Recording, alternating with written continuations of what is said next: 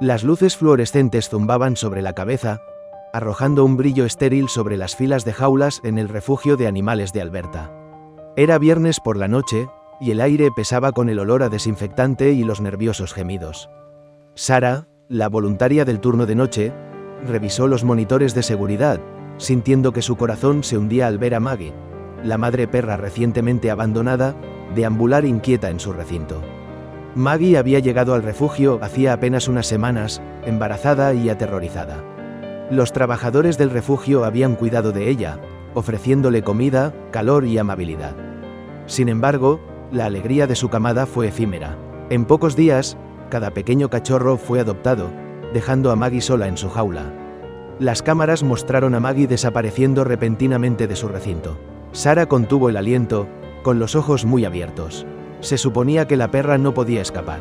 Rápidamente volvió a mirar el monitor, observando con incredulidad cómo Maggie se movía con determinación por la fila de jaulas, deteniéndose finalmente en la etiquetada como nuevas llegadas. Sarah tomó sus llaves y se apresuró hacia el área. La transmisión de la cámara mostraba a Maggie tumbada, con la cabeza apoyada contra las barras del recinto. Podía escuchar los suaves gemidos de dos pequeños cachorros, de apenas unas horas de nacidos, que habían sido traídos más temprano esa noche. El corazón de Sarah dolía por la perra. Maggie había logrado deslizarse a través de una estrecha abertura destinada a las entregas de comida, pero las barras del recinto de nuevas llegadas estaban demasiado juntas. Estaba atrapada, incapaz de alcanzar a los cachorros, pero sus instintos maternales la impulsaban a confortarlos desde tan cerca como le era posible. Cuando Sarah desbloqueó el recinto, Maggie levantó la cabeza y dejó escapar un suave quejido. Al abrir la puerta, Maggie entró cuidadosamente en el recinto.